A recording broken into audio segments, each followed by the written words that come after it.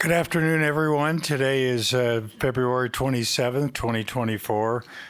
This is a City of Prescott voting meeting. Thank you all for showing up. I appreciate the attendance. It was substantially better than our study session. I think we had 3 here, including Tony. So welcome, and we'll start off with introductions and announcements. Mayor Pro Tem. Thank you, Mayor. We do have some announcements. Today, the Prescott Tourism Office, Experience Prescott, will be accepting applications for tourism grants, formerly called TAC and PAHC grants, for Friday, March 1st through Friday, April 5th, 2024 at 5 p.m. Tourism grants are designed to assist registered nonprofit organizations hosting events in Prescott between July 1, 2024 and July 30th, 2025. The goal of the grant is to encourage event marketing outside of the Prescott area to encourage overnight visitation. Tourism grants are funded by the city's transient occupancy bed tax.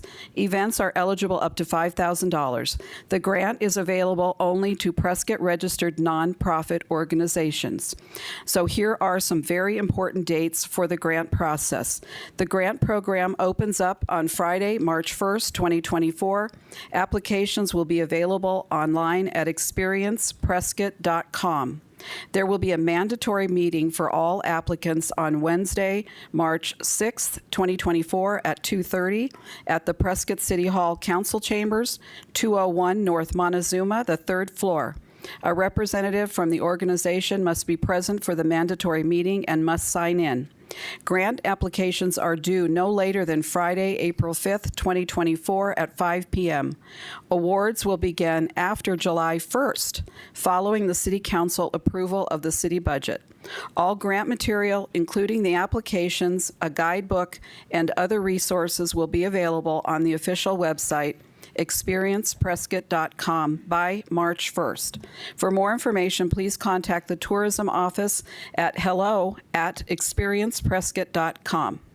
Number 2, the City of Prescott Engineering and Public Works Department, in cooperation with their vendor part IXOM, I think we pronounce that, is it Axiom or whatever? I'm not sure.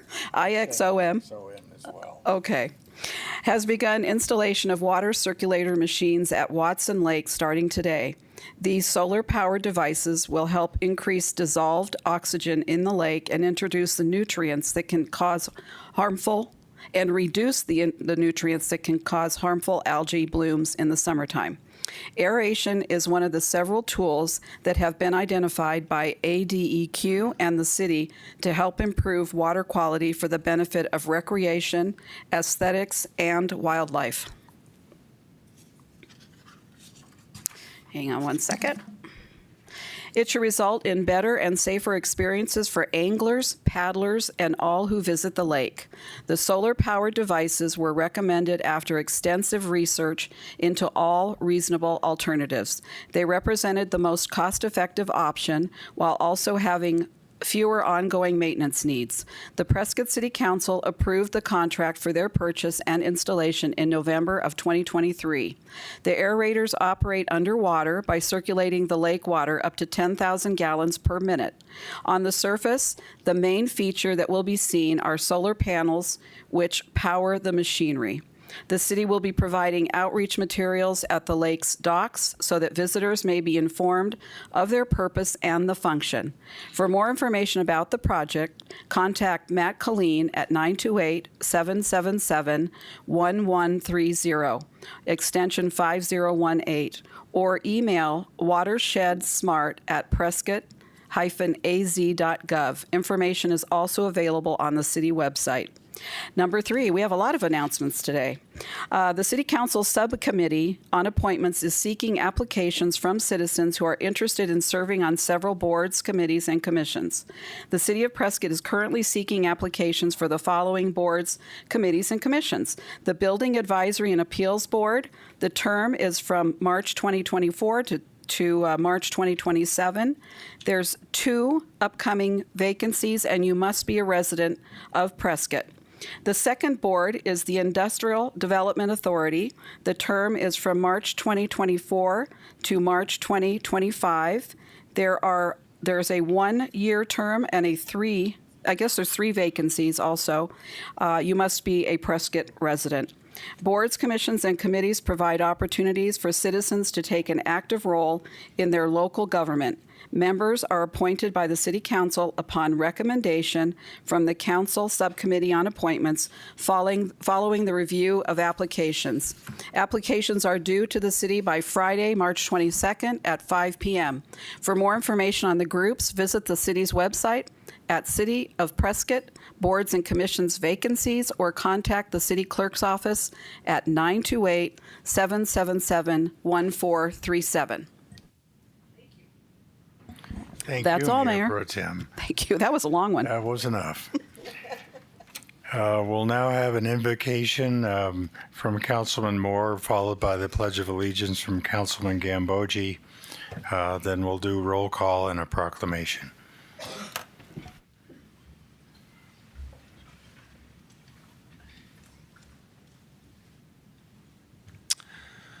Our most kind and gracious Heavenly Father, as we gather together today in the capacity of a City Council voting meeting, we invoke Thy Spirit to be with us, that our thoughts and our deliberations will be fruitful and beneficial to the welfare of the citizens of this community that we are blessed to serve. We pray for wisdom. We pray for guidance. We pray for civility. We pray for peace to be in our community. We're thankful to live in such a wonderful, beautiful place. We're grateful for so many public servants who bless our lives, for our police, for our fire, for our trash collectors, for each and every employee that makes it possible for us to enjoy living in this beautiful place. We express gratitude for thy many blessings, and we pray for these things in the name of thy Son, Jesus Christ. Amen. Me in the pledge to the flag of our great country. I pledge allegiance to the flag of the United States of America and to the republic for which it stands, one nation under God, indivisible, with liberty and justice for all.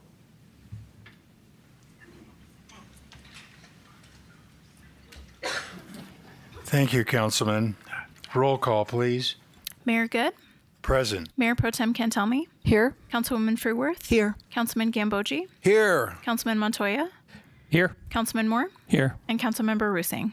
Here. All are present. We now have a proclamation to recognize Dr. Robin Sabata.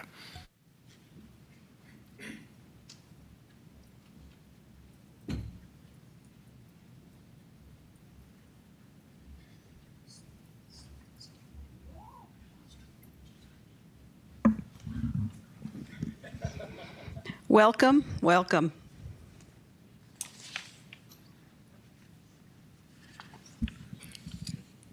You're going to do the first one. We had so many whereases here, we decided to split it in half. And I'm already worn out from speaking today. Dear Dr. Robin Sabata, this is in recognition for your exceptional service to the airport. Whereas Dr. Robin Sabata served as the airport director at Prescott Regional Airport Ernest A. Love Field for nearly 6 years, concluding on November 17, 2023, during which she led transformational aviation change benefiting the airport, the city, and the region. And whereas Dr. Sabata was the second longest serving airport director, manager over 5 decades of recorded leadership at the airport, and during which she was named Prescott Area Leadership Woman of the Year in 2019 and Arizona Airport Executive of the Year in 2020.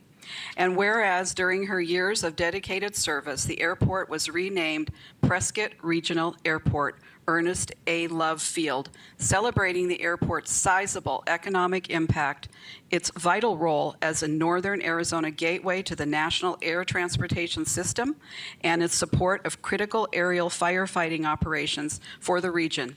And whereas under her leadership, the airport was named Federal Aviation Administration Western Pacific Region Airport of Distinction in 2019.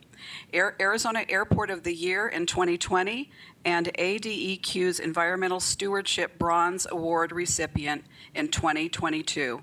And whereas Dr. Sabata led the successful effort to introduce 50-seat commercial jet service on United, operated by SkyWest Airlines, and daily nonstop service to Denver and Los Angeles, which has been enjoyed by nearly 250,000 total passengers since 2018.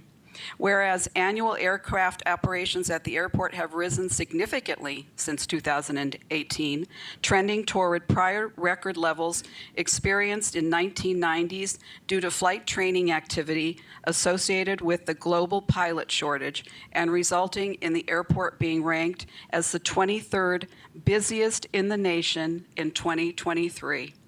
Mayor, you're up next. Whereas Prescott Regional Airport was also the busiest collegiate flight training base in the country in 2023, requiring Dr. Sabata and her amazing staff to work closely with multiple flight training entities to accommodate growth while assuring the preservation of open space for the safety and benefit of airport users and the community. Whereas Dr. Sabata administered a vigorous airport capital improvement program, which resulted in more than $50 million in federal and state funding commitments for capital projects at Prescott Regional Airport. And whereas Dr. Sabata championed the effort to fund and construct our beautiful 18,640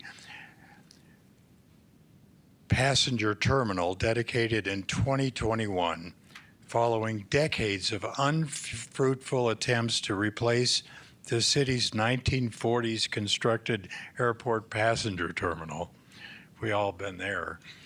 And whereas she helped to secure federal support for a new air traffic control tower currently planned for design in 2025 and construction in 2027, and whereas she led the effort to encourage more than $11 million in private investment commitments at the airport, including private hangars, new ramps, and the launch of the Strategic Academic Flight Education SAFE Complex in partnership with its inaugural occupant, Embry-Riddle Aeronautical University. And whereas Dr. Sabata was adept at working with elected officials and governmental agency representatives and was highly successful in transforming our largely unrecognized airport into a more respected, vital community asset for the entire region. And whereas since 2018, she presented more than 60 times throughout the community and was considered a very knowledgeable and popular guest speaker. Therefore, I, the Mayor of Prescott, along with the City Council, do consider an honor to make this recognition to Dr. Robin Sabata for her exceptional service at the airport and support of the community. We thank her for her dedication and successful public service and wish her very well in her future endeavors. Thank you so much.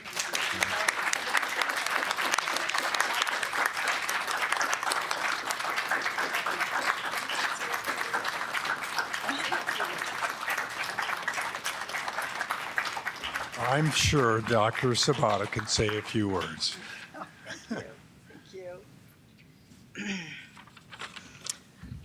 Well, thank you, everyone. This is so sweet. Thank you very much. You know, it was my pleasure to serve under you, Mayor Good. You've been a caring, informed, and dedicated visionary for our community. Along with former Mayor Harry Oberg, who's also at the back of the room, thank you as well for all of your support and other friends that we have in the community, both in the legislature and throughout the political community. You've all been instrumental in helping this airport to transform, and it really has over the last 5 to 6 years. I truly appreciate several supportive city council members, including Mayor Pro Tem Connie Cantelmi, council members Rusing, Furworth, Gambogi, and others who have been out there and been so supportive of the airport in my efforts. I'm also grateful for our knowledgeable Airport Advisory Committee, led by Chairman Getty and Co-Chairman Ostemiller. thank you. You've helped us achieve so much during my years as airport director. And thanks to all of our airline friends, all of the agencies, our FAA, and all the great people who've really helped the airport become what it really needed to be for this community. Y'all rock. Everybody here, thank you. I also want to thank and recognize our skilled and dedicated airport staff, led by Christina, John, and Pete, and not to forget Jules, Kelly, Kathy, Ron, Nolan. Thank you all for your support. You've been amazing, and we've got some new talent as well. Please keep up the great work. The airport is there because of what you've done. We all know how challenging it's been to grow and protect this important economic asset for the benefit of airport users and for all air travelers throughout the region, and what progress we've made. And there's so much more to come. Finally, to my family, I offer my hug and my love. To Tom, Mom, and Dad, thank you so much. And to all our wonderful neighbors and our friends for years of support and patience. You're the best. You really are. Rest assured, I'm committed to continue to help and grow and protect airports, airport users, and the community they serve as I advance in my career. Thank you so much for all your support.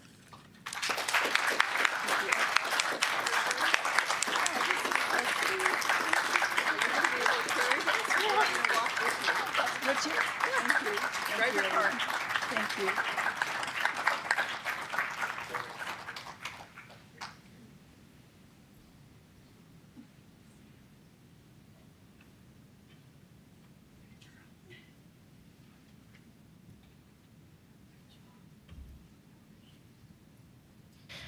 All right, I will get started on our next item since I, like Mayor Pro Tem Cantelmi, have a lot to read on this one. So we'll have our open call to the public next. The City of Prescott welcomes public engagement. Residents may comment and address the council regarding matters that are not included on the posted agenda during the call to the public. If you wish to speak, please complete a green speaker card and submit it to me prior to the meeting being convened.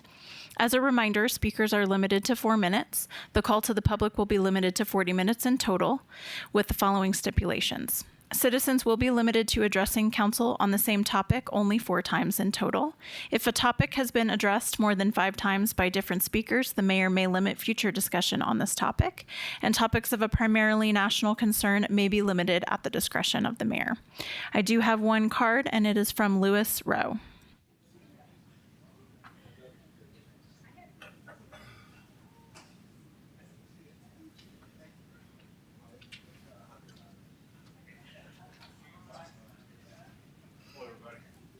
Lewis Rowe.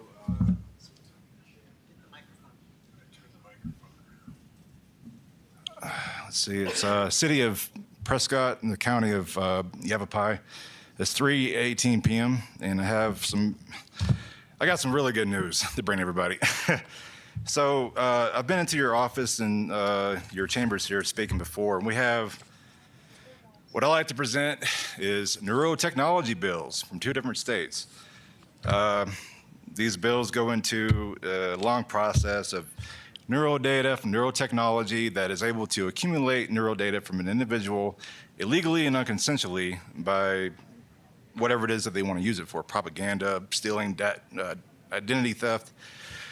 And so you have to bear with me because it's really hard to talk about this stuff from people that don't really know about neurotechnology. So, but these are good things.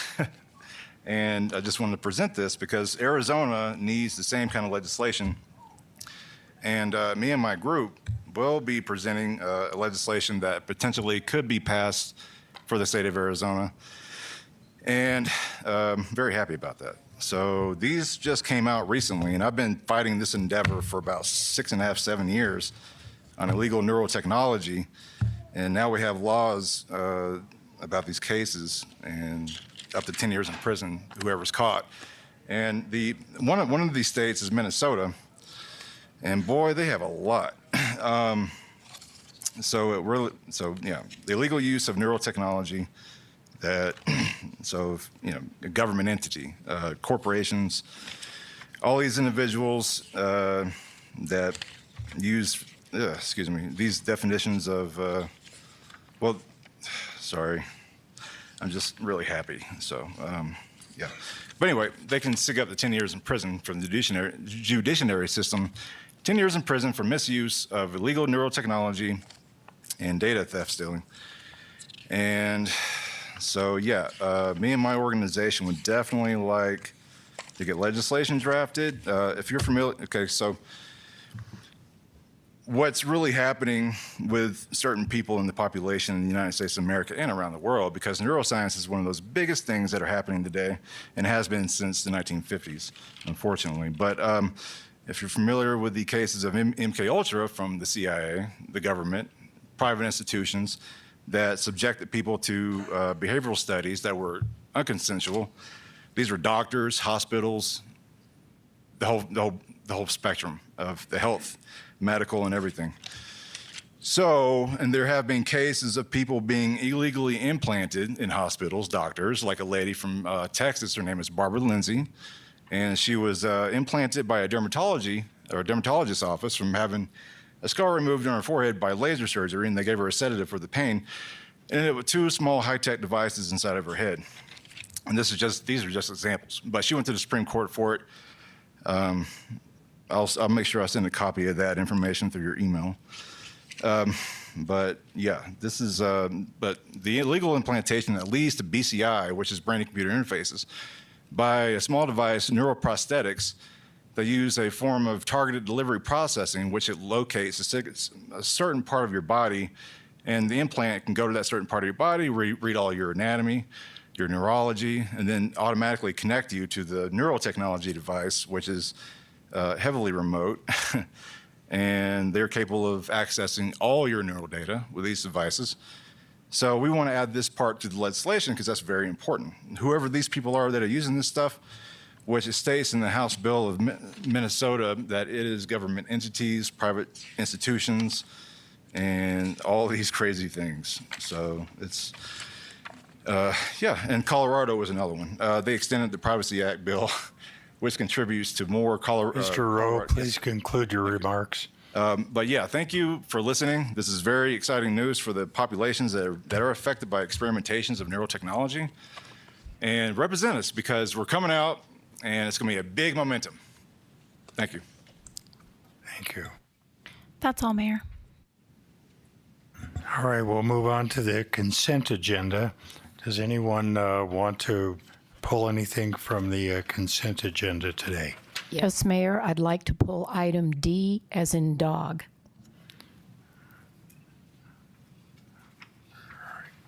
Anyone else? No? Then I'll entertain a motion for the remaining items. Mayor, I move that we approve consent agenda items A through C. Second. We have a motion and a second. Please vote.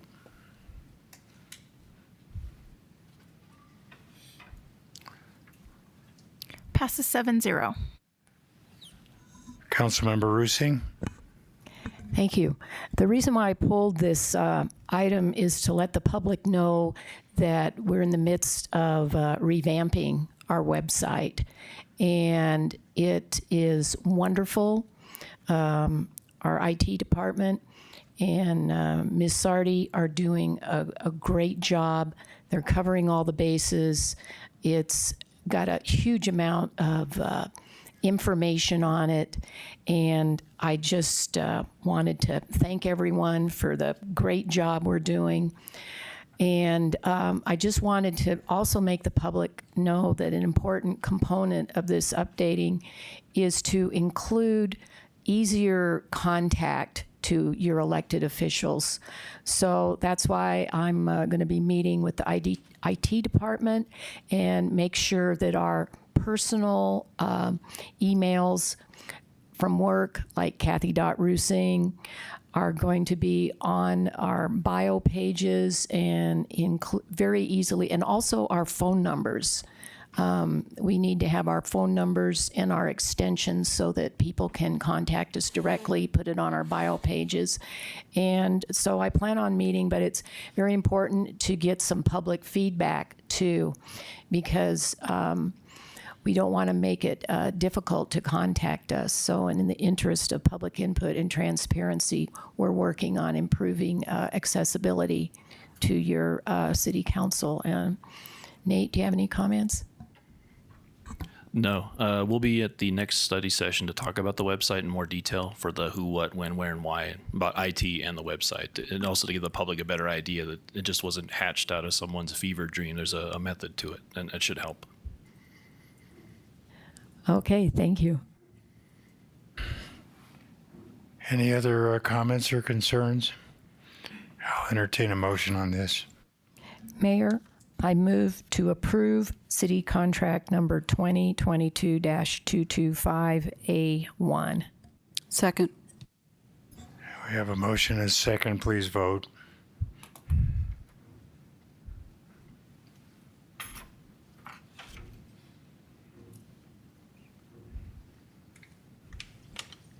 I'm a yes. Mayor, if yours isn't popping up on your screen, you can give it to me verbally. See a pop-up. But you can mark me down as a yes. Passes 7-0. Okay, we'll move to the regular agenda, item 9A.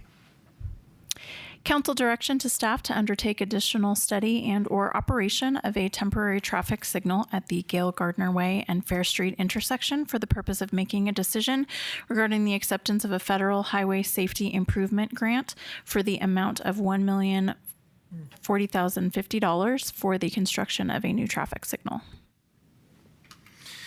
Good afternoon, Mayor and Council.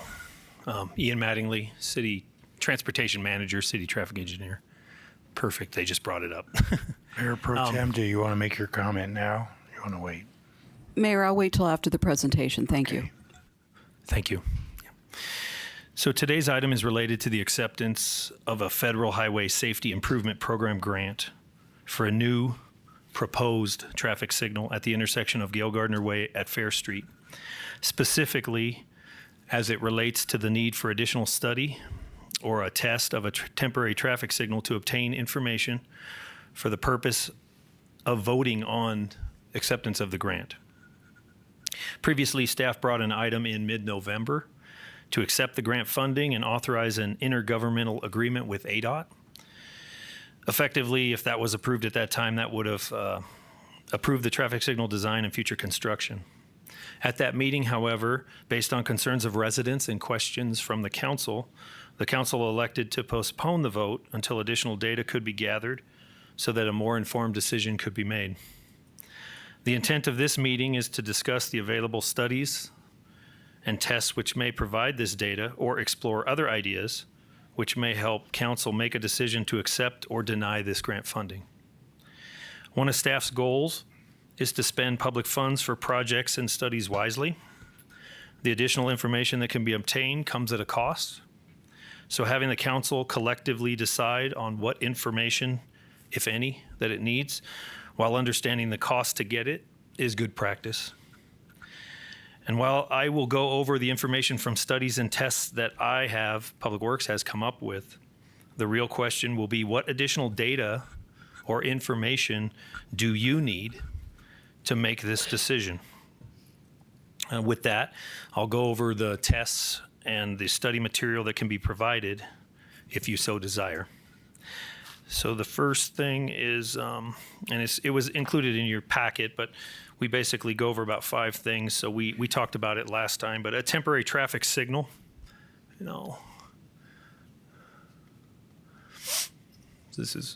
so the first thing, we can conduct a temporary traffic signal test. It's estimated to cost somewhere between $15,000 and $18,000. We obtain bids, from several companies. So this would be the variation in price for the various companies, the same test.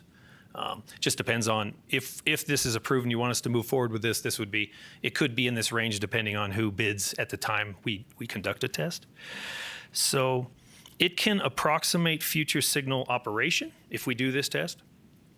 However, I just want to be clear that it cannot provide time of day operation. I think we discussed this a little bit last time, that our signals are advanced enough so that we can time them with different programming for various times of day. This one cannot do that automatically. So staff would have to go out and physically change timing sequences in the cabinet. That would be impractical for it to actually work in a way that would be functional and replicate what a permanent signal could do. So I just want you to understand that. We will program it and it will have detection, so it will be responsive to vehicle demand, but it wouldn't have varying signal timing during the day.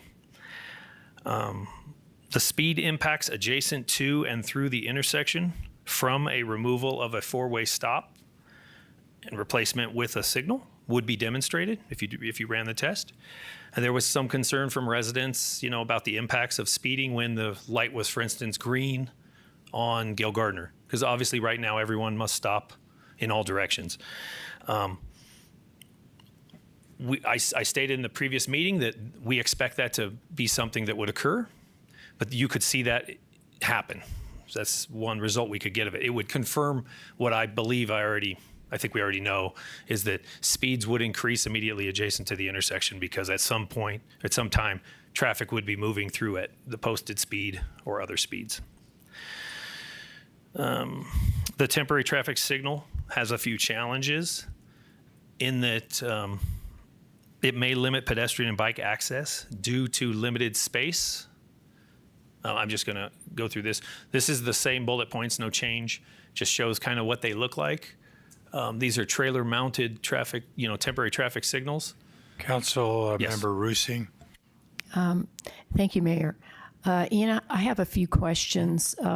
Going back to the timing, is there any way, like on Dotery Street on the west end of the corner, is there any way like a sensor can be placed there? So like because there's hardly ever a car there, that when there is a car, so that you don't have 3 rows of cars waiting for an empty lane on Dotery Street. Is there any Yes. way that can be handled with the temporary? Yeah, so the temporary traffic signal layout, we would have 4 trailers. They would all be, they'd be installed at the various corners.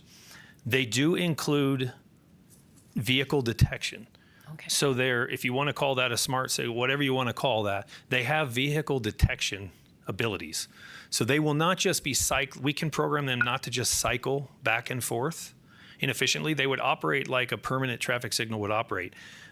What would happen if we put a permanent installation here? Normally what we do is we prioritize the main line. The main line here is Gail Gardner Way. There's more traffic than the side streets. Doherty is very low volume. Fair has a fair amount of volume. No pun intended. But the intersection would remain green, for instance, on Gail Gardner Way until side street traffic triggers the signal to operate, even in the temporary condition, even in the test condition. So if no one ever comes up on Doherty, the signal will never activate for them.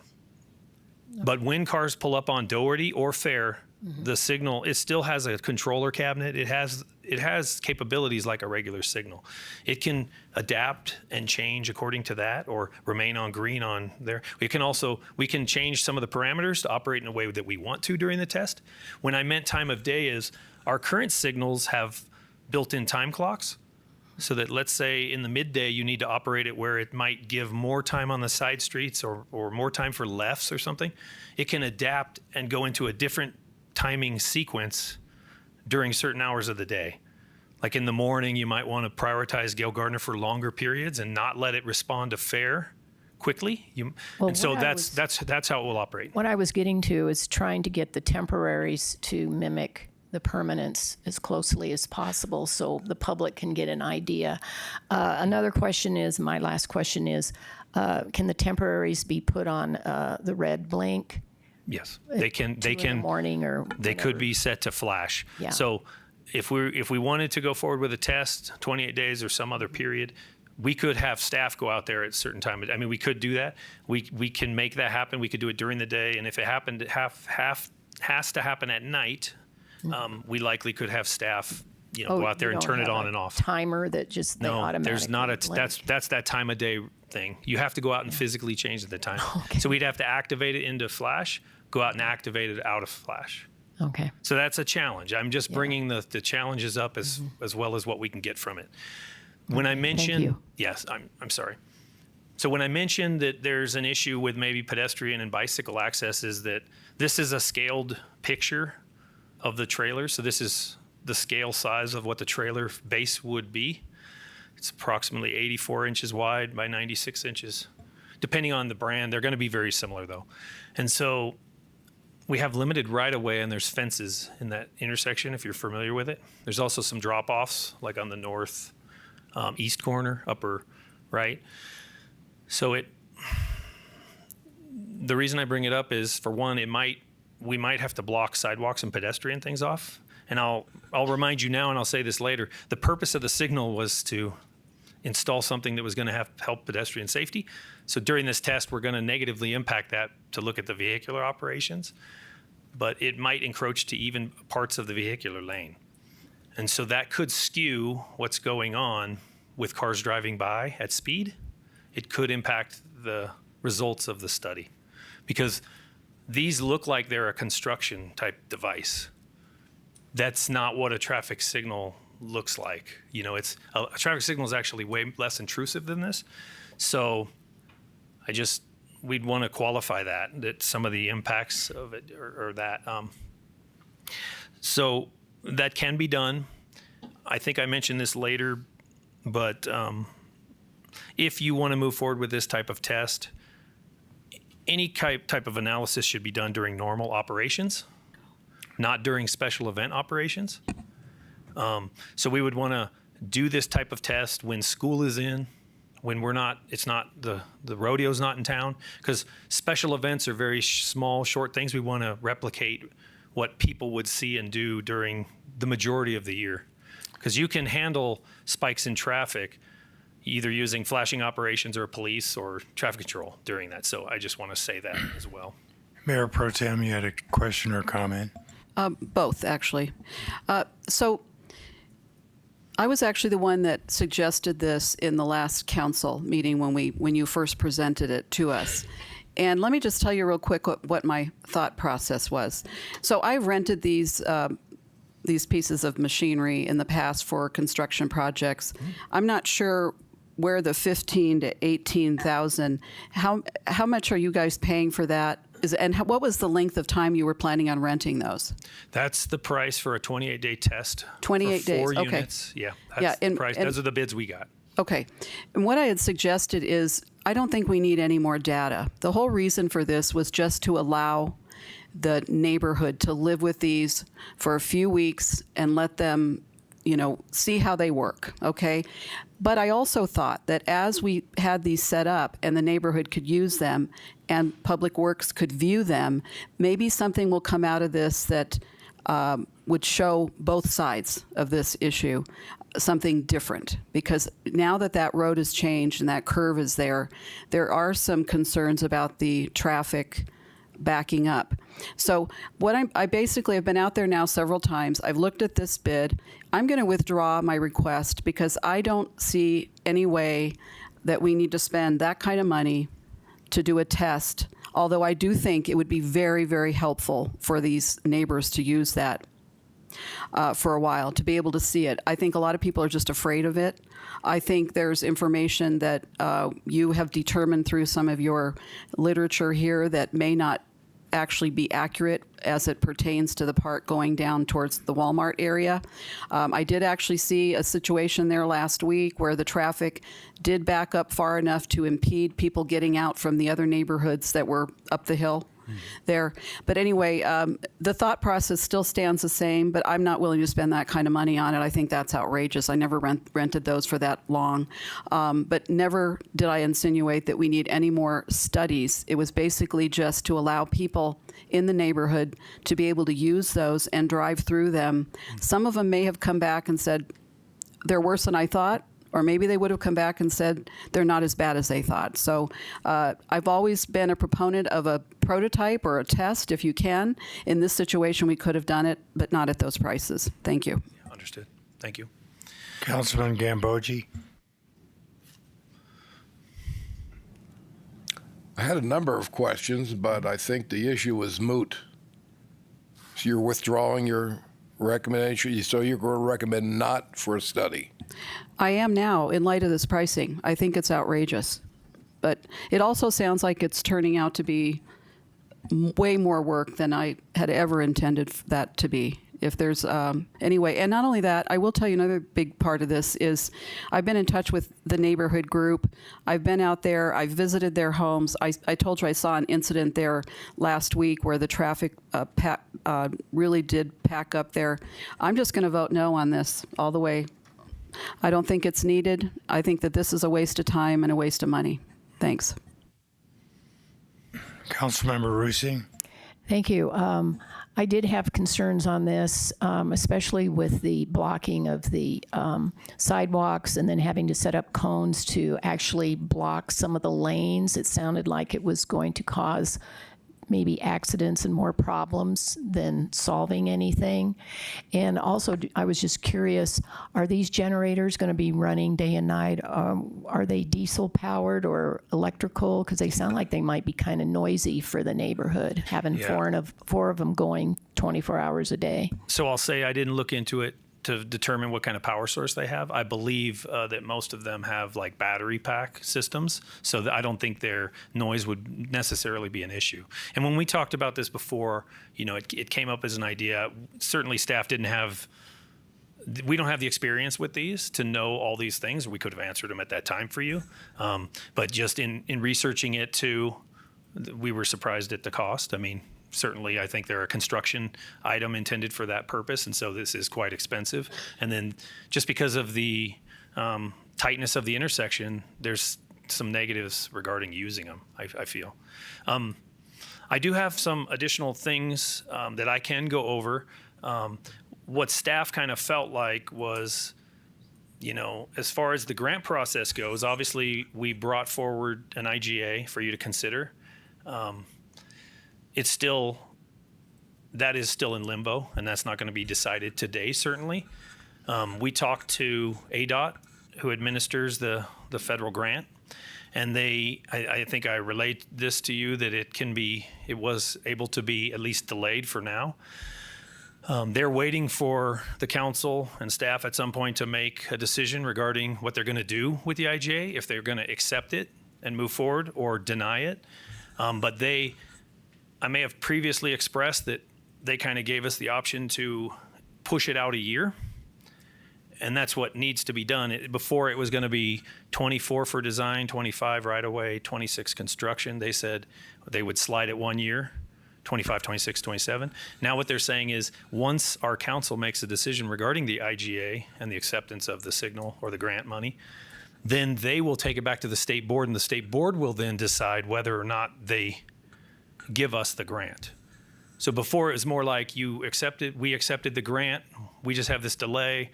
They're willing to postpone and kind of felt like the money was ours if we say yes.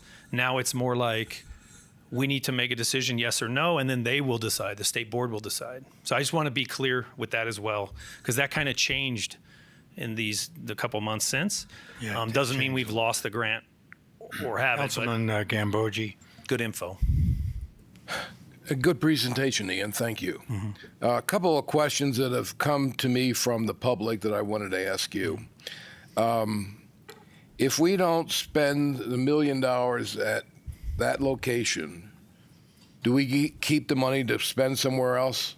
No, the money is non-transferable. It can only be used for a signal at that location. And also, how's a traffic light cost $1 million? So this is a federal grant, and we're in a time of high inflation. However, I will say that typically their cost estimates are quite inflated, although the price will likely cost that when it's in 27. Their design fees, their right-of-way acquisition, and their construction. So federal grants usually are more expensive projects because of the federalization of the project. And so it will cost that much. What would be the cost to Prescott? I would like to have said it would be $400,000 to $500,000 now, given the price. I think we're building a signal currently at Sundog, Prescott Lakes and Sundog by the transfer station with intersection improvements for, I believe it's around 1.2. That one has turn pockets and widenings and decel lanes. So I would say that, a straight signal, it might cost us $600,000 to $700,000 in today's market. So the grant's for $1 million, but it would still cost us $400,000. No, this is a 100% federally funded. So the cost of Prescott is zero. It's zero. Yeah. If we go over, if it goes over because Yes. of cost inflation, we pay. All right. And point of order, the agenda item was to conduct a temporary traffic signal, and Mayor Pro Tem Contelme's pulled that. So is it proper to move on from there? The only thing we can make a decision on is this proposal to do a temporary test. Or Mayor, additional study. is Additional also a study, potential yeah. discussion point. Yeah, I have a question about the IGA because it's included in our packet, so I assume it's okay to talk about it. I will say it's okay? okay to talk about. No action can be taken on the IGA. Action only relates to study or to the temporary signal. The discussion as a whole can incorporate, the underlying grant. Okay. But I additional think that study. even then, the discussion should be fairly limited to information you need going forward. Okay. All right. Thank you. I just wanted to have everyone look at the IGA page 3, section 3. It says the local agency will designate the state as the local agency. So I was just concerned as to why the city of Prescott was not designated as the local agency, because we will not be receiving the funds, the state will. And I found that kind of unusual because we do traffic lights all the time. So in my understanding of IGAs and dealing with federal funds is that they're basically, the federal government needs to identify someone as the local agency. So we are basically saying that we agree that they represent the local agency in as far as federal grant, funds are involved. So they're not the local agency, but as far as the feds are concerned, they represent the local agency. So they're kind of the go-between for us. Okay, and Yeah. then my other concern was cost overruns. We're going to be responsible for any costs over the amount of the grant. And did the grant include easements, estimates for easements? I believe it did, didn't it? Yeah, it did. Okay. Yes, temporary easements and right-of-way acquisition was included in the cost estimate.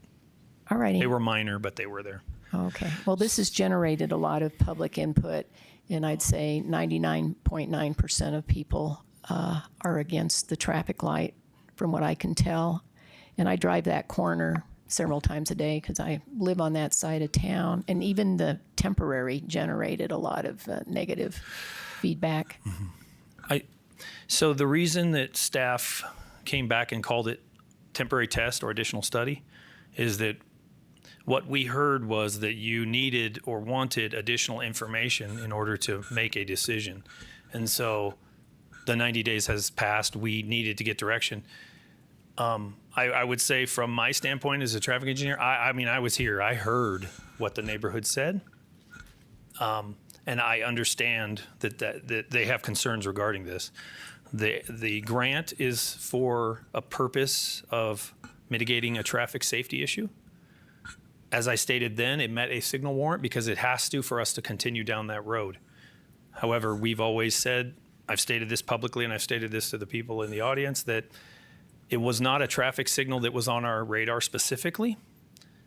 But once it was identified through safety concerns and the clearinghouse identified a signal as a way to improve that type of safety, then we needed to do a traffic, a signal warrant, and it met it. One of the things that I would have said if we had continued through, and I thank you for just, it makes sense that you don't want to go forward with something, and thank you for telling us that. But one of the things I was going to say was that, we want to provide you with information that is useful. And if you already have that information, then I would agree, then it's in the best interest not to move forward with studies that don't give you additional info for you to make a decision. That's all that staff wants today. If you need additional information for you to make the decision when we bring it back, we just want to make sure you have that. If you don't require that, then we can not have any more discussion. Councilwoman Furworth? Thank you, Mayor. In the spirit of additional information in this rumor-filled community that we have, is there additional information related to a rodeo transportation study impacting that corner? And was that generated by the city or by the rodeo, or is this a false rumor? Yeah, so we've heard that somehow the signal and the rodeo improvement is connected or somehow interrelated. They're not.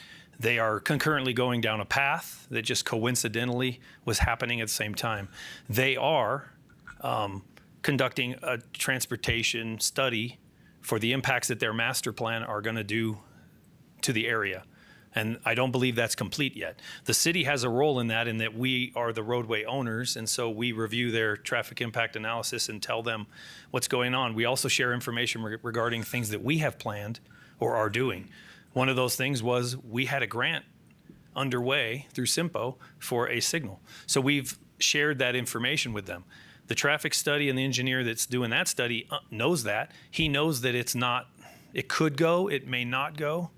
And so in his report, they've basically addressed it as the multi-way stop will continue to function. He's analyzed the master plan and the rodeo as it sits today and in the future, whatever that looks like, and I haven't seen the report, under a multi-way stop or under a signal. And he told me they both operate fine at a nice level of service. So that's the coordination. Staff shares all information with them, and we've shared about the signal and it's what's happening with it, but it's not. If it doesn't go or does go, it doesn't impact what they're doing with the rodeo because there's no tie-in on any entrances or anything major that they're doing. Okay, thank you. So you've I know that was a disproved lot. the rumor, and I just have a follow-up in relation, and Joe, you tell me if I'm wandering off in the Milky Way. Because of the rodeo doing a transportation study, we promised the public will be doing public studies and public sharing and all those things. So when the time comes, that will be its study and a session unto itself scheduled to share what's going on with the rodeo. It is, as you just said, unrelated to this particular grant. Yeah, I believe I'm not intimately involved in the process that they're doing for the master plan, but I know that they're coordinating with Public Works and Planning and Zoning, because I think a master plan and the approval has to come back to you guys. So their transportation portion would be a part of that, and I'm sure they'll have their consultant and their group come and do that. That wouldn't be from staff, that would be from them. Mr. Mayor, point of order. Councilman Gambogi. This is a voting session, not a study session. Correct. So I think we're at the point where we can make a motion. Well, I still want to be able to take public comment. Councilwoman Rusing. Well, I would just like to thank the staff for all their work on this, and that as city council member, we needed to look at all the options and leave no stone unturned in our decisions, because this is a very controversial topic, this traffic light with the community in general. Thank you. Do we have any public comments, City Clerk? We do. I have 8 comment cards. Dave McCormick.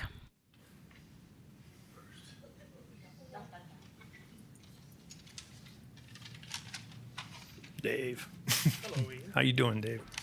Hi, my name's Dave McCormick. I have lived in Prescott for 60 years, and I live currently off of Parr Drive, which is half mile from the intersection in question. I have already learned a few things during the discussion, what I wanted to talk about. You said that the bottom line for this idea was pedestrian? Yeah, HSIP is a Traffic safety. flow? No, it was identified to help pedestrian safety at the intersection. I see. I don't see a lot of that. I go through that eight times a day probably. The rodeo is a non-issue. There's 8 performances a year, hour getting in, hour getting out, 16 hours a year. Maybe there's a traffic backup. I was hoping that you already answered that if there was a grant, it could be directed towards another department. I feel that your department could use some more people. Right now, if you're turning off Miller Valley onto Fair in front of Fry's, the left-hand turn signal lets 2 cars through. That's it. There might be 20 cars waiting. It lets 2. The other end of Gail, Gardner, and Gurley, up until a month ago, let one car through, no matter how many cars were backed up. They did address that, and it's much better now. So, and my last thing was just, you put in a green light, people are already going 50 miles an hour on Gail Gardner. I'd like to see more police presence there. You put in a light, right now, four-way stop, every car there is hitting their brakes, coming in. You put a green light there, they're hitting their accelerator. Oh, yellow light, I think I can make it. Boom, you got trouble. Thank you. Sherry Hannah?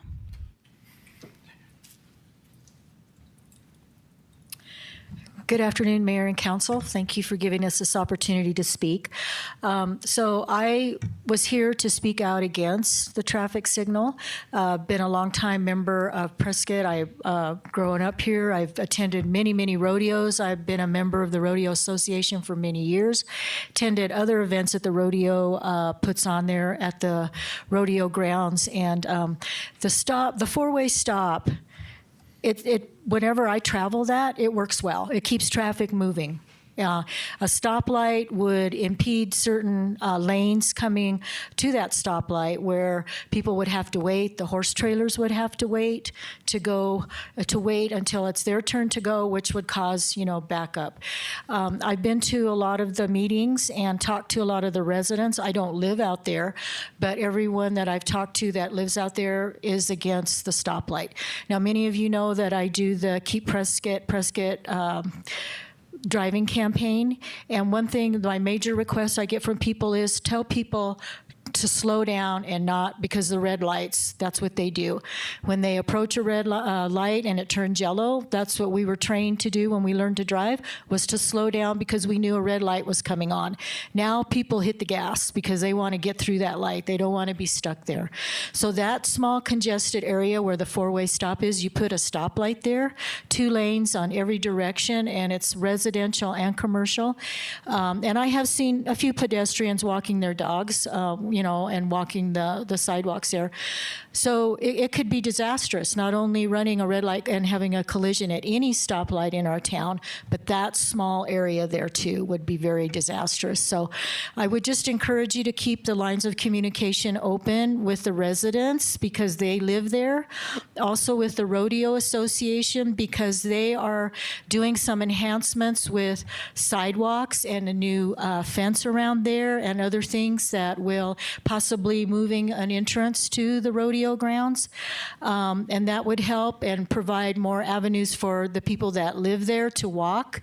And then that might give you a better idea to just keep the four-way stop for that small area because it will allow for more pedestrian traffic and foot-friendly people out there living in their community. So I want to thank you for your effort, and I want to thank Vinny for his time and effort in applying for the grant. That I know that takes a lot of time and effort, but I'm with Councilman Gambogi. Why can't we take that money and move it up to the Walmart? We have 3 entrances coming in and out of that Walmart up Gail Gardner, and it is horrible. When you have to come out of there, the traffic is coming from all directions, so very dangerous. So anyways, thank you for your time and giving us the opportunity to speak today. Sue Manuel?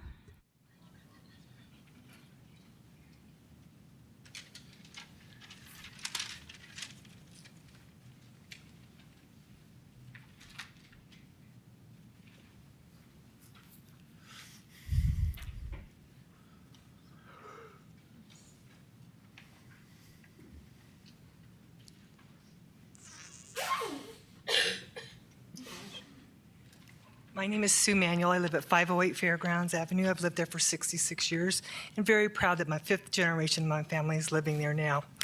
I had a whole speech, but if you guys aren't going to do the study, I'm very proud of that. But I do want to say I'm very disappointed in Mr. Madeline and his department that you're now asking for clarification of what was asked for at the November 14th, 2023 council meeting. I reviewed that meeting and it was very clear what was asked of you. And you had time to ask for extension of the grant, but you had no time to put the temporary stop signs up or lights up, even though it was within your budget. It kind of reminds me of when my kids were teenagers, when they were told to do something they didn't want to do. They hemmed and hawed and did whatever they wanted to do. I would like to request that you all vote no on the money for these studies, and I would like to request that you make a motion or a proposal today on this grant for the next council meeting and stop dragging this whole matter out and just putting more tension on the neighborhood. I have one other comment about this situation. Out of all the traffic problems and issues we have in our city, how did this traffic problem filter to the top of the list and become a priority to our city staff? Per the Strand study that was also discussed on November 14th, 2023, people speed up at the green light and traffic lights cause congestion, as with the last meeting on November 14th. You guys had to readjust speeds, you had to readjust timing of lights and everything else. Again, per the November 14th meeting, the neighborhood and the people who use that intersection don't want the light. Mr. Mattingly, in his memo of 623, which I just handed out to you guys, said that the four-way stop can work adequately for many years as it is. It just needs some pedestrian signs, and we were just requesting the flashing crosswalk signs like that are on Mount Vernon or that are on like Cortez. We think that would solve the problem for any pedestrians that are there. Unfortunately, the one death that you're recurring to happened during the 2016 to 2022 era, and the driver was impaired. It had nothing to do with the intersection. There have been 9 minor accidents and 3 accidents that the people got injured. So it's not a big deal in, 8-10 years? I'm a nurse, and you never know, people are tricky. I just like you guys to say no, and let's get this back on the agenda to vote for the grant, and let's say no then too. We just don't want the light. Thank you. Sarah Michelle Taylor.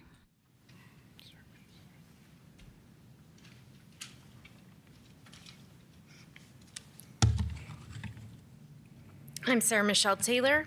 I live at Fair Street and Gardner Way. Thank you, Mayor Good and Council, for letting us speak. We have been in the neighborhood almost 25 years, and we love the area and the small town neighborhood feel. However, we are concerned about the unintended consequences that will happen if there's a traffic light put at the corner of Fair and Gardner. Currently, with the four-way stop sign at this intersection, this allows for continual flow along Gardner versus having no flow and just a complete stop and then backing up in both directions for traffic. What we need in this neighborhood is assistance with traffic calming, such as adding a three-way stop sign on Gardner and Oregon, and adding the blinking pedestrian lights to bring more awareness to pedestrian crossing. Why set precedents, as this would be the only residential street with a potential traffic light in the middle of a neighborhood?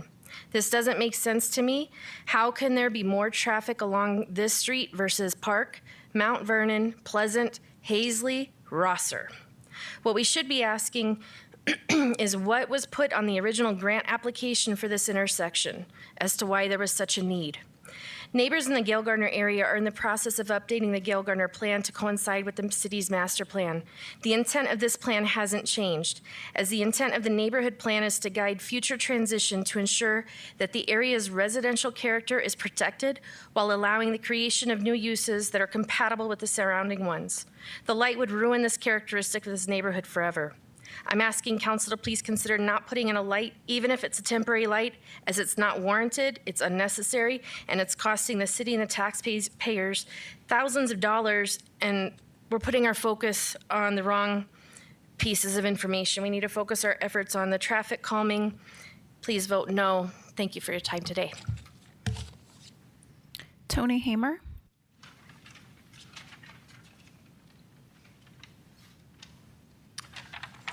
Tony Hamer, resident of Prescott. I just had a call from a man, John Cleese. Everybody know John Cleese? He thought this was a scene from Monty Python. And I think you can see the resemblance to that.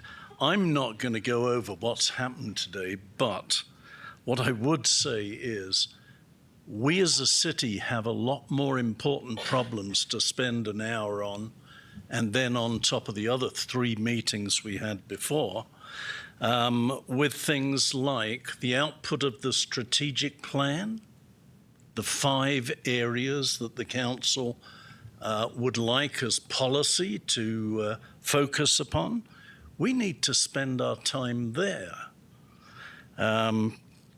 Also, we heard just earlier today, tax increases are on the way. Why we're not spending time on those two items and are spending time on $1 million, not of our money, but of the state's money, of the federal money, I don't know.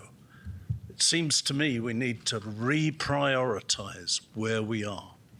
Thank you. Anne Marie Taylor.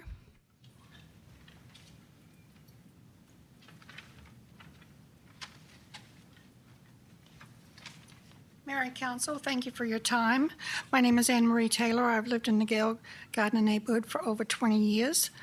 There are no other residential streets in Prescott that have a stoplight. Even Rossa, which is a very busy street, only has temporary blinking warning speed signs along the way.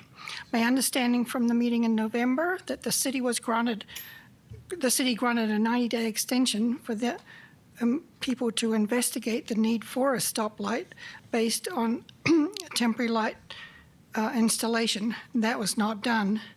It is time for the city staff to cease dictating their goals to the council and how they should vote. The council represents we the people and residents of Prescott, and we ask that they just vote no today in our best interest and the city budget for future ongoing maintenance. The four-way stop has worked well for many years. It is not a safety concern. If it's not broken, don't fix it. Thank you. Gwen Parker.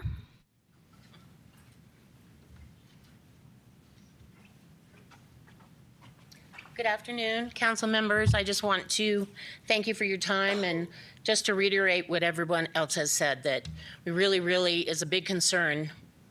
There's just never been a reason for this. So anyway, I want to agree with what everyone has said, especially Tony. I really liked his overall view of everything. So I just want to say thank you, Councilman Cantelmi, for pulling that, because that was a concern, especially with the costing. So that money that is there, now knowing that it's the state's money, it can be used somewhere else that will go to good use. It doesn't have to, come to Prescott. So anyway, I just wanted to say that. Since we can't get it, let's let it go somewhere else. Thank you. Shannon Preen.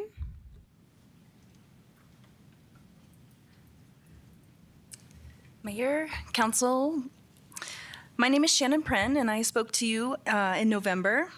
I was opposed to the traffic light then, and I'm here again today to urge you to do the same. Councilman Montoya said it best when he summed up his thoughts during the last meeting in saying, quote, "I'm hesitant to believe that more data is going to change the facts on the ground.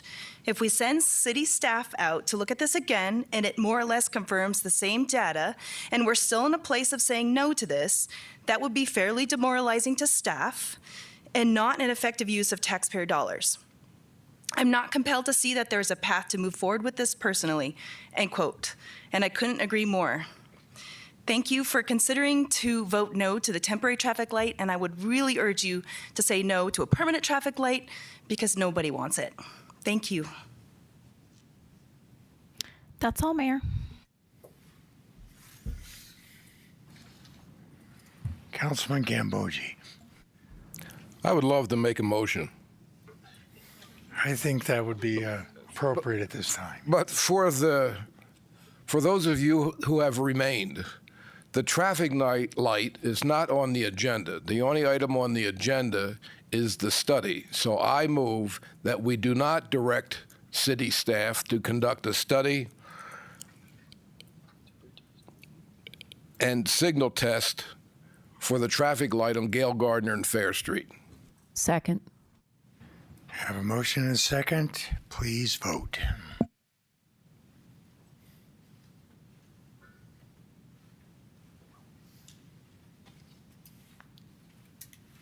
Mayor, can I ask a question to clarify? We're voting yes if we're not in favor of moving forward with the study. I just want to clarify that on my own. That's yes correct, vote yes. is to deny. Okay. Okay. Python would understand that.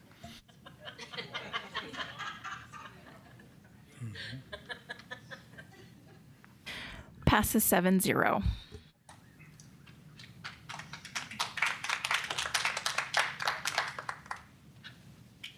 I will move on to item 9B. Adoption of resolution number 2024-1875, approving the 2024 City Water Management Policy and approval of additional recommendations from the Mayor's Commission on Water Policy Review and Monitoring. Good afternoon, Council and Mayor. I'm Brian Reese, the Water Resources and Environmental Services Manager for the City of Prescott. And today I have a, it's going to do this again on me, isn't it? Okay. Today I have a, we're going over a discussion since the February 13th study session to cover items that have changed since that study session regarding the water policy. So in today's discussion for you, which will be quick, I'm going to go over some of the changes in the documents. For one thing, we went over it with the fine-tooth comb and just made sure we had grammar and formatting changes and updated from that standpoint. We updated the document on suggestions and on revisions from the study session. And we had there are no changes from the Commission's additional recommendations. So I'm just going to provide slides that have updates on the information since the last study session. But in the study packet, the full document that contained all of the changes since then were provided. On this first slide, Council Member Fruworth provided us with a red line of the document with some of the questions that she had. We went over those questions and comments, and we made some clarifications on our text, mostly in the introductory text, to make it more understandable and more readable wherever we could. I just wanted to thank Council Member Fruworth for doing such a thorough evaluation of that. I think at the end, it made the document more readable and clearer to everybody based on being able to respond to those questions. On the slide here, I wanted to make note for the entire council that one of Council Member Fruworth's recommendations was to, in the introductory section, we try to provide the amount of water volume that had been made available for projects between the time frame of January 2022 and June of 2023. And one of Council Member Fruworth's questions was, could we update that to December of 2023? And the answer was yes. When we started this process, we only had data up to June 2023, but at this point we have data up to December 23. So we went ahead and made those changes. So those my presentation's on automatic timing. I'm going to have to do something about that. But so we went ahead and made the changes, as you can see here, and they're made it on your final document. Okay, so starting with at this point, we'll go over the changes to the guidelines that we discussed in the last study session. So for guideline number 2, there's the only changes that we had here was referencing that of the Water Issues Subcommittee and the minor grammar changes that you see there in green. For guideline number 3, once again, the only changes was referencing of the Water Issues Subcommittee and a couple of minor grammar changes to make it a little bit more readable. For guideline number 5, we had some discussions over this language, so I just wanted to point this out that this was the final language that we came up with regarding the cost-benefit analysis, and I do believe it was consistent with the discussions we had back in the study session. For guideline number 6, one of the things is council asked us to go. Councilmember Roosing had a question. I'm sorry, Brian, I need to interrupt. Sure. Could we go back to guideline number 2, please? I have a clarification. I was wondering if this is for, does it apply to calendar year or is it for every 6 months? For example, is this semi-annually per the water budget, or does it go by the calendar year, these approvals of 8 multifamily dwelling units or 4 single. Is that per year, per This would annually? This would apply to the semi-annual budget in the water policy, and just clarifies what needs to go through administrative approval, or what can go through as an administrative approval, and what would need to go through to the WIS and ultimately to council. Okay, I was just wanted to clarify that. Thank you very much. For guideline number 6, was dealing with the expirations of water service applications, and the discussion and the recommendations from council at the study session was to change if a project building permit is voided, withdrawn, or expires before completion of construction to a start of construction. And then furthermore, in that discussion, we wanted to clarify that by start of construction, we were talking about vertical building construction.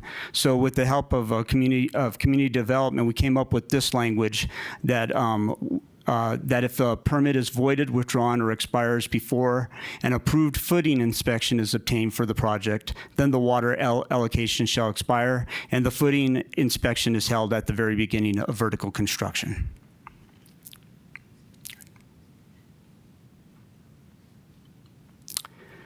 For guideline number 8, just a simple revision of changing the word may to shall. For guideline number 11, I think it was a recommendation that maybe the word unallocated would be more clear than remaining in terms of the sentence about residential, non-residential budgets, and then just the grammar change there of the in green. And that was all of the changes that we made since the last study session. So at this point, if there's any questions that I can answer, I'd be happy to do that. There's a motion up there at the top of the slide too. So. Well, I know the resolution that was submitted here references rescinding the 2022 water policy and replacing it with the 2024 water policy. I do not think that that's appropriate. Every time we make a modification to the policy, we shouldn't be rescinding it and creating a new policy. We are amending the current policy, and we should only reference the amendments to the policy and maintain the policy reference as it was originally designed.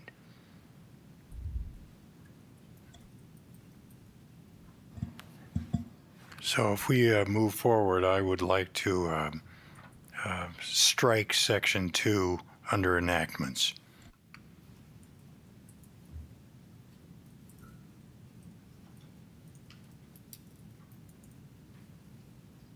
Councilmember Rusing?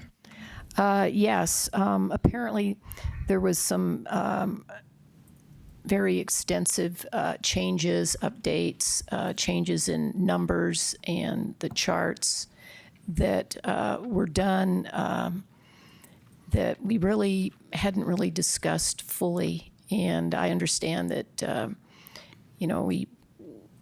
I was just surprised when I got the packet and was looking at it this weekend that it wasn't just these amendments, that it was pretty much an overhaul.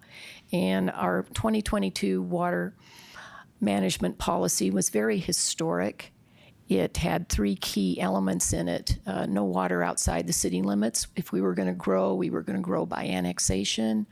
It had no more IGAs with water improvement districts with the developers, and that it included a water budget. Those elements are still in place, but like I said, I just really had a problem with throwing that one out and replacing it with this new 2024. I think maybe it's just, I don't know, a concept that I'm having a problem with. So I agree with the mayor. And I would add that we strike any reference to the 2024 water policy throughout this resolution. We're going to maintain the reference to the 2022 water policy, and that we are only making amendments to that. So not only striking Section 2, but we would strike the reference to 2024 in the title of the resolution, replace that with 2022.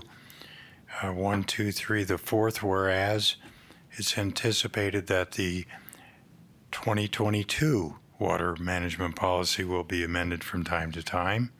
So we will change that. And the last whereas, it's in the best interest of the city to adopt. Well, it's already been adopted, so I don't even think that reference needs to be in there. Or adapt. Does it say adapt? We could say adapt the 22 policy. If I may, I think that if council doesn't want this current version and would rather have an amendment than a repeal and a replace, the motion would be to deny this, direct staff to come back with an amendment, resolution about amendment rather than a repeal and replace. Well, that may be a better solution because, you know, we're not under a time constraint to adopt these amendments. I don't think anything would come up between now and the next council meeting to cause that to be a problem, would it, Brian? We're under no time constraints that I'm aware of.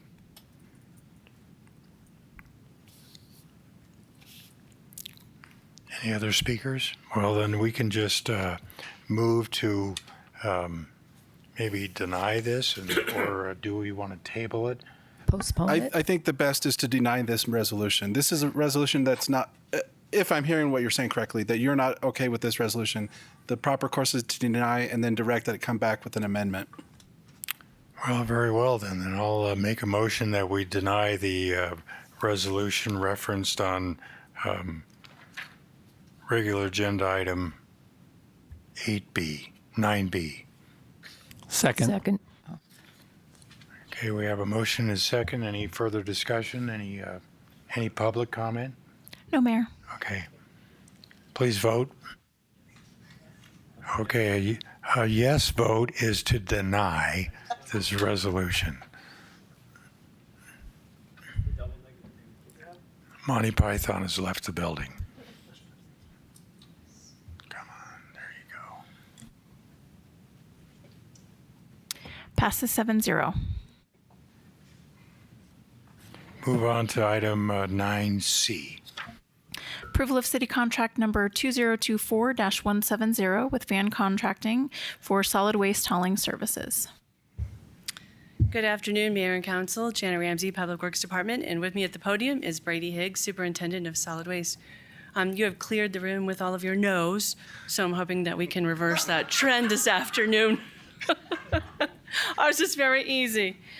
As a reminder, the Solid Waste Division of Public Works operates a regional transfer station. That means that waste from our residential, commercial, and regional self-haul private and commercial customers is brought to the transfer station where it's separated for delivery to two destinations. That would be the Dewey Gray Wolf landfill, which gets our trash, and the City of Phoenix, which processes our recyclables, as you saw from the IGA earlier in on the consent agenda today.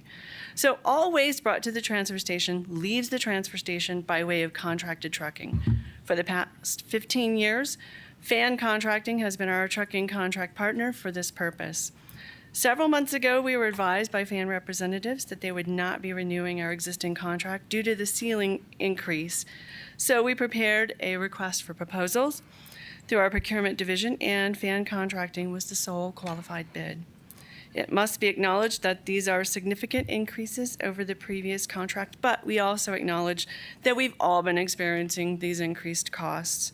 That's related to public works operations and vehicles, equipment, fuel, insurance, and of course, labor and drivers being a big one. So for these reasons, we recommend the award of the proposed contract. We've had good experience with Fan over the years, and if you have any questions, Brady's here to answer all the hard stuff. Councilmember Rusing. Thank you. I just have a question. In our packet, it mentions waste management, and I was a little confused. It looked like waste management had the contract, and then they refused to renew it, and then we got one bid from Fan. Go ahead, Brady. Yeah, Councilmember Rusing. So we haul all of our municipal solid waste that's dropped off at the transfer station to the Dewey, out in Dewey, which is owned and operated by Waste Management. Okay. So they weren't hauling. They weren't hauling. They were just receiving the waste that was hauled. Okay. So Fan Construction just refused to renew it. Yes, there were. exercise any options for extensions so Correct. we could renegotiate with them. Correct. Okay, and we only got one bid. Yes, we put out a formal RFP process. We did a non-mandatory pre-bid meeting just in case there was some other vendors that couldn't make it up or from other locations in the state. And then we only received one bid. Okay, well, that makes it easy.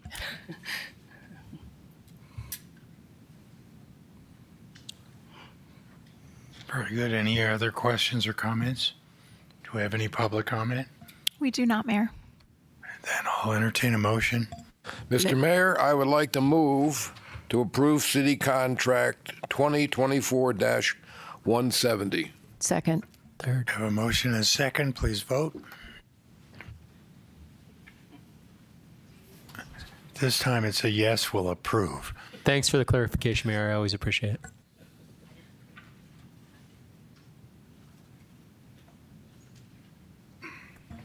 Councilmember Rusing.